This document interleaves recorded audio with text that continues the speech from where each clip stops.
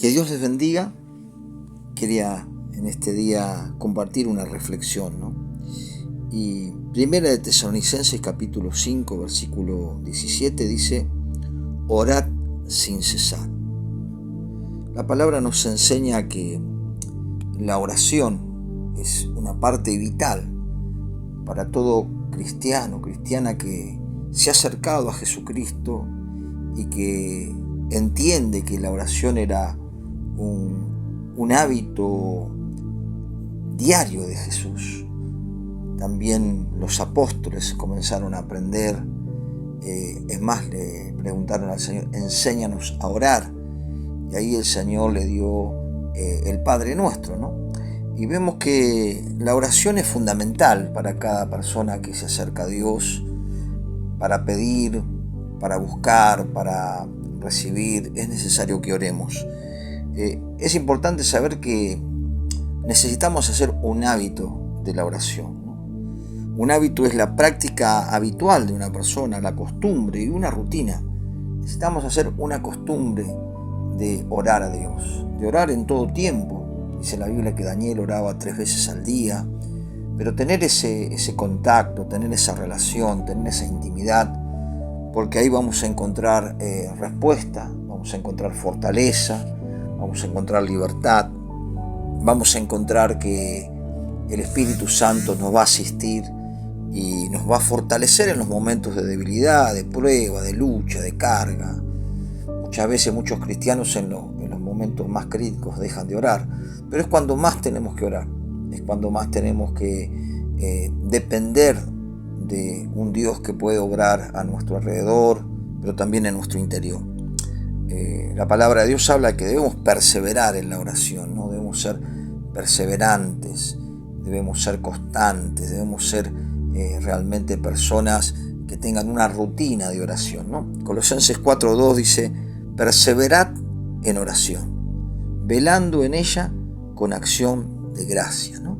Perseverad en oración, velando en ella con acción de gracia, ¿no? Tener realmente una actitud permanente y agradecerle al Señor ya por lo que vamos a recibir, sabiendo que si pedimos con fe, si pedimos conforme a la voluntad de Dios, Dios es un Dios que quiere otorgarnos las peticiones de nuestro corazón. Y dice el versículo 3: orando también al mismo tiempo por nosotros, para que el Señor nos abra puerta, para que la palabra, a fin de dar a conocer el ministerio de Cristo, por el cual estoy preso, para que lo manifieste como debo hablar. La importancia de la oración y la intercesión, ¿no?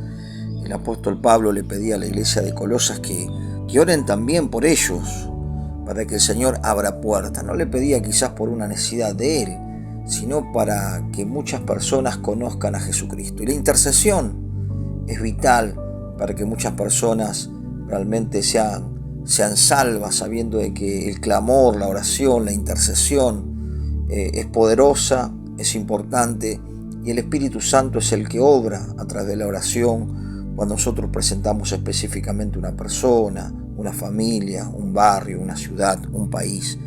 Por eso es importante que oremos para que se abran puertas, para que mucha gente se acerque a Dios, para que mucha gente pueda tener una comunicación, un diálogo con Dios y poder experimentar a un Dios vivo que contesta y que es real, ¿no? También debemos orar en todo tiempo, ¿no? Efesios 6:18 dice: orando en todo tiempo, con toda oración y súplica en el Espíritu, ¿no?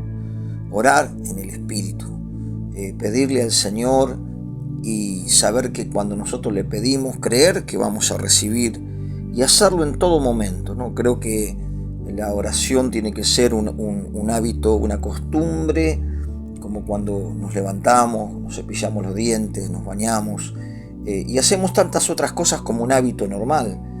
Viajamos, así tiene que ser la oración, porque nos va a producir una transformación en nuestros pensamientos y también en todo nuestro ser, ¿no? Dice: orando en todo tiempo con toda oración y súplica. Estamos en Efesios 6:18. Dice: velando en ello con toda perseverancia, ¿no? Estamos viendo nuevamente la palabra perseverancia, y súplica por todos los santos, suplicar por todas las personas que están ahí con necesidad, la familia de la fe, las personas que no conocen al Señor, pero aquí está hablando específicamente por los hijos de Dios, ¿no? Para que el Señor fortalezca a la iglesia, fortalezca a los siervos, fortalezca a los obreros, a los líderes, fortalezca a los miembros, y para que la iglesia sea fuerte en oración, será poderosa para impactar todo lugar donde pise la planta de nuestros pies, será territorio de Cristo. Y nuevamente aquí a los efesios le pedía oración por él, ¿no? En el versículo 9 dice, oren, dice, y por mí, a fin de que al abrir mi boca me sea dada palabra para dar a conocer con denuedo el ministerio del Evangelio, ¿no? Él pedía oración por él. ¿Cuántos oran por los siervos de Dios, ¿no? ¿Cuántos deben orar por los siervos de Dios, por los que predican el Evangelio, por los predicadores, por los maestros, por los pastores, por los misioneros, por aquellos que están sembrando la buena semilla y que también necesitan fortaleza espiritual, y que a través del clamor de unos de otros el Señor va a fortalecer a esos siervos para que con denuedo, con libertad, con poder, con unción, con gloria, puedan dar a conocer el Evangelio de Cristo, ¿no? Y el apóstol Pablo acá hablaba en el versículo 20, dice, por lo cual soy embajador en cadenas, que con denuedo hable como debo hablar, ¿no? La importancia de interceder por los líderes de la iglesia, por los siervos, las siervas, y saber que así como Aarón y Hur levantaban los brazos de Moisés cuando decaía sus fuerzas, así también los siervos necesitan la oración del pueblo. Si hay un pueblo que ora, habrá siervos fortalecidos en el poder de su espíritu. A veces cuando uno ve las grandes campañas evangelísticas y evangelistas que son usados poderosamente por Dios, uno puede ver el secreto, más allá de que son hombres consagrados, con un llamado y con denuedo hablan la palabra, pero hay un ejército de hombres y mujeres que oran para que cuando abra su boca el Señor la llene, y para que el poder del Espíritu de Dios respalde la predicación. Y son fuertes en sus ministerios gracias a un gran equipo de intercesión que tienen a su alrededor.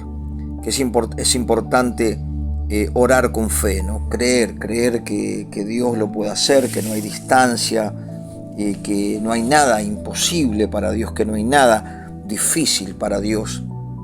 Y aquí en San Marcos capítulo 11, versículo 22, respondiendo Jesús les dijo, tened fe en Dios, ¿no? Cuando uno ora, cuando uno pide, tiene que pedirle al Dios vivo, a Jesucristo, el cual es el Hijo de Dios, y que cuando nosotros le pedimos a Jesucristo que intercede por nosotros, esa oración va a tener respuesta, y esa fe va a estar bien direccionada, y vamos a tener grandes resultados porque ponemos la fe en el lugar correcto. La Biblia dice, puesto los ojos en Jesús, el autor y el consumador de la fe. Y dice el versículo 23, porque de cierto os digo que cualquiera que dijere a este monte, quítate y échate en el mar, y no dudare en su corazón, sino que creyere que será hecho lo que dice, lo que diga le será hecho. Importante, ¿no? A veces hay montañas de problemas, montes de situaciones, pero qué bueno es orar con fe y creer que Dios lo puede hacer. No hay nada que Dios no lo pueda hacer. Ahí el versículo 24 lo confirma, ¿no? Dice, por tanto os digo que todo lo que pidiereis orando, creed que lo recibiréis y os vendrá. Tenemos que pedir orando, hablando con Dios, siendo específico con Dios, sabiendo de que si nosotros creemos y estamos pidiendo algo conforme a su voluntad, eso va a acontecer, porque Dios es un Dios de pactos, Dios es un Dios de promesa que cumple sus promesas y nos da una advertencia para que nuestras oraciones no tengan estorbo. Dice el versículo 25, y cuando estéis orando, perdonad si tenéis algo contra alguno, para que también vuestro Padre que está en los cielos os perdone a vosotros vuestras ofensas. Porque si vosotros no perdonáis, tampoco vuestro Padre que está en los cielos os perdonará vuestras ofensas.